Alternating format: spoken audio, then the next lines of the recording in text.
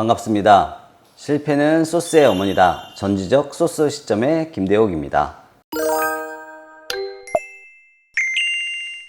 자, 이번 시간에는 프랜차이즈 본사가 소스를 개발을 하면서 중요하게 생각하는 게 무엇인지에 대해서 좀 알아보도록 하겠습니다. 첫 번째는 브랜드 식별성 강화, 두 번째는 마케팅 공급 및 공급망 활용, 세 번째는 라이센스 및 계약, 네 번째는 상업적 비밀 유지, 다섯 번째는 지역화 및 다양화입니다. 간단하게 설명을 해드리자면 브랜드별로 자신들이 가지고 있는 소스가 분명한 건 차별화가 있어야 되겠고요. 근데 그 차별화되는 게 맛뿐만 아니고 디자인도 될 수도 있고요. 그리고 그 소스를 활용한 그 사용 방법도 그 식별성 강화에 도움이 된다고 볼 수 있기 때문에 이 프랜차이즈 본사에서 소스를 개발을 하실 때에는 이런 것들을 굉장히 많이 활용을 하시게 되고요. 이 두 번째로는 이 소스를 가지고 마케팅에도 굉장히 많이 활용을 하시거든요. 요즘은 인건비가 워낙 높다 보니까 비법 소스나 이렇게 중요한 소스들을 인건비를 많이 들이지 않고 손쉽게 싼 가격에 활용할 수 있다. 그래서 인건비가 굉장히 저렴하게 들기 때문에 수익을 극대화할 수 있다라는 마케팅 수단으로 사용을 하고 계시기도 하고요. 또 하나는 이런 소스들을 내 브랜드를 사용한다면 꼭 이 소스를 써야 된다라는 라이센스 계약은 필수적으로 하실 수 있게끔 다른 소스와 차별화된 그런 소스들을 만들고 계시고요. 그리고 이런 소스들을 활용을 하실 때에는 기본적으로 이 소스에 대한 비밀, 이 소스에 대한 레시피 이런 것들을 타인에게 보여주거나 조리 방법 등을 공개하지 않게끔 이 비밀 유지를 한다라는 비밀 유지 계약서까지도 작성을 하게 됩니다. 그리고 마지막으로는 저희 국내는 그렇게 크지는 않지만 그래도 서울과 영남을 비교하면 이 단맛이라든지 짠맛의 차이가 좀 있기 때문에 굉장히 이게 디테일한 그런 프랜차이즈 본사 같은 경우에는 이제 서울 경기권과 영남 지역의 맛을 미세하게 차별을 두는 경우들도 분명히 존재를 하게 됩니다. 그래서 이 프랜차이즈 소스 공장에서는 앞서 말씀드린 이 5가지를 기준으로 해서 이 소스를 개발을 하고 계십니다.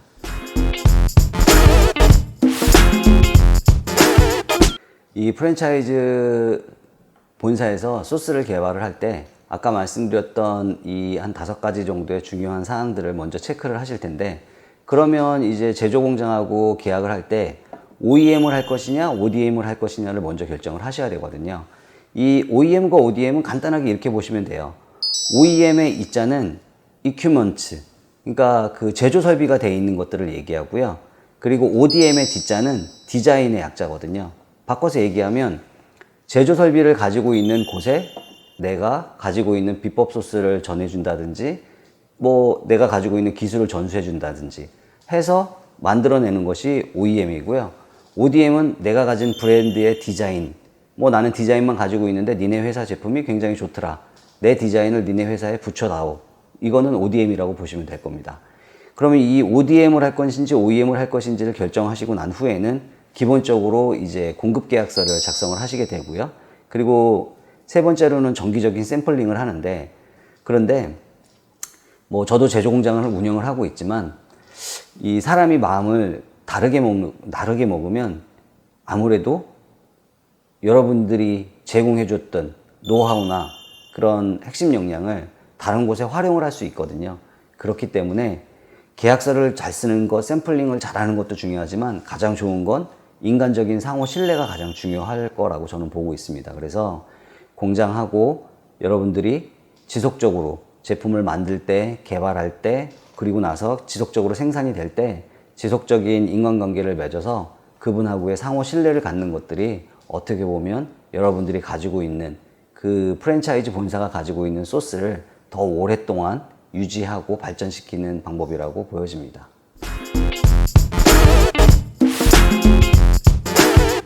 이제 그 프랜차이즈 소스의 특징에 대해서 좀 알아볼 건데요. 일반적인 소스와 프랜차이즈 소스가 가지고 있는 그 특징은 좀 다릅니다. 첫 번째로는 일관성, 식별성, 운영 가이드라인, 마케팅, 그리고 품질 관리, 그리고 지원 및 교육이 있습니다.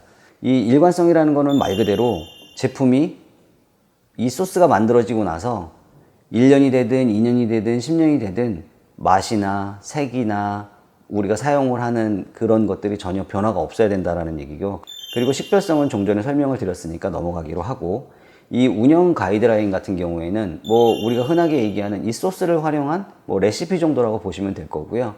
이 마케팅도 아까 시간에 말씀드렸으니까 넘어가고, 중요한 것 중에 하나는 이제 일관성을 유지하기 위해서는 품질 관리가 지속적으로 이루어져야 되는데, 뭐 요즘 설탕 값도 많이 올라가게 되고 소금 값도 올라가게 되고 뭐 고춧가루 가격도 올라가게 되고 여러 가지 올라가지 않는 게 없거든요. 그런데 실제로 소비자한테 판매를 해야 되는 가격을 뭐 원재료가 올라간다고 해서 똑같이 올릴 수가 없기 때문에, 이 본사에서도 그런 요청을 해서도 안 되지만 본사한테 얘기를 하지 않고 제조 공장에서 이렇게 임의로 이렇게 품질 관리를 망칠 수 있는 일들을 하고 있는지를 지속적으로 모니터링 하실 필요는 있다고 보여집니다. 그리고 마지막으로 이제 이 프랜차이즈 소스는 지원하고 교육이 같이 이루어지게 되거든요. 이 지원 교육 같은 경우에는 처음에 오픈을 할 때 이 오픈 교육이 있을 수 있고, 그리고 신메뉴가 나왔을 때에 그 신메뉴 교육이 있을 수가 있고, 그리고 좀 전에 말씀드렸던 것처럼 지속적으로 유지가 되고 있고 판매가 잘 되고 있는지에 대한 중간 확인을 하는, 그 모니터링을 하는 절차, 이런 것들이 모두 포함이 되게 됩니다.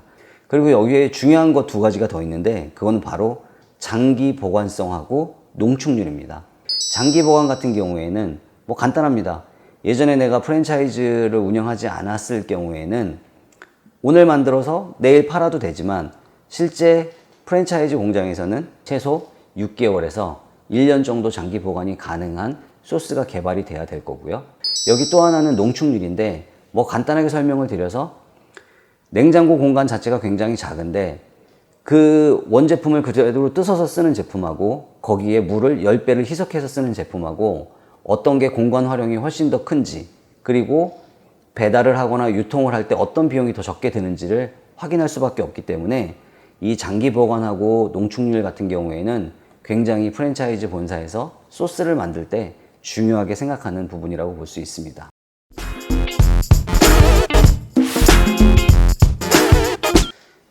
자, 이제 마지막으로 프랜차이즈 본사가 가지고 있는 이런 특제 소스들, 그런데 이런 특제 소스가 아까 말씀드렸던 것처럼 뭐 일관성이 다 유지되는 상태에서 뭐 자유롭게 나올 수 있다, 꼭 그렇지는 않거든요. 이 여러 가지 어려움들이 있는데, 아까 말씀드렸던 비밀 유지, 내가 비밀 유지를 100% 해야 되겠다라고 생각을 하신다면 그거는 직접 만드시는 방법밖에 없는 거고요. 대신에 나는 비밀 유지보다는 확장성에 더 무게를 두겠다. 지금은 하나의 매장이지만 100개의 매장, 200개의 매장, 300개의 매장을 가져가겠다. 그렇게 되면 어느 정도 비법은 공개될 수밖에 없는 거고요. 그리고 이 특정 지역의 원재료를 사용하시는 경우들이 있는데, 그건 역시도 쉽게 구매 가능한 제품으로 대체할 수 있는 방법을 찾아야 하는 게 더 원가를 낮출 수 있는 일이고, 대량 생산을 했을 때도 제품의 맛을 유지할 수밖에 없는 거죠. 그리고 말씀드렸던 것처럼 대량 생산, 갑자기 생산 수요가 바뀌어서 이 생산량을 못 맞추는 경우들이 있는데, 이런 경우 어떻게 할 것이냐, 그거는 종전에 말씀드렸던 것처럼 유통기한을 그래서 6개월 혹은 1년을 만들어 놔야 이 제품들을 여유 있게 가지고 가시면서 여러분들이 쉽게 유통을 하실 수 있다는 거고요. 이 가격 경쟁력 유지가 어떻게 보면 가장 중요한 것 중에 하나일 수 있는데요. 가맹점에서는 소비자한테 판매를 할 때 자기들이 충분히 직접 만드는 것보다도 더 저렴한 가격, 특정 원재료를 일반화되어 있는 원재료로 좀 바꿔서 맛을 맞추는 것, 그리고 맛을 99%가 아니라 80% 정도까지 맞출 수 있는 방법에 대한 고민을 하는 것들, 이런 것들을 만들어야 되는 거고, 마지막으로는 이 제품을 만드는데 3번을 끓이고 4번을 데우고 5번을 숙성을 시킨다, 이런 과정들을 압축을 할 수 있어야지 이런 비용들이 다 절감이 될 수밖에 없는 거거든요. 그렇기 때문에 프랜차이즈 본사에서 자신만의 비법 소스를 공장에서 생산을 하고 싶다라면 말씀드렸었던 이런 5가지들을 충분히 검토를 하셔서 내가 확장성의 무게를 두되 우리 제품을 내가 만들었던 것보다는 조금 맛은 떨어질 수 있지만 맛의 변화가 전혀 없는 상태에서 80% 정도 맛있는 상태로 맛의 변화가 없게끔 전국으로 유통을 할 수 있는 구조를 만들어야 되겠다라는 생각을 가지셔야 여러분들이 가지고 계시는 비법 소스를 공장에서 만들 수 있습니다. 가장 중요한 건 기본적으로 공장하고 프랜차이즈 본사와 인간적인 신뢰를 갖는 게 가장 중요하고요. 그리고 소스를 개발해야 되겠다라고 생각을 하셨다면 비밀 유지보다는 확장성에 좀 더 큰 무게를 두셔야 여러분이 가지고 계시는 비법 소스를 프랜차이즈화 할 때 굉장히 큰 도움을 받으실 수 있을 겁니다. 지금까지 전지적 소스 시점의 김대욱이었습니다. 오늘도 맛있는 하루 되세요.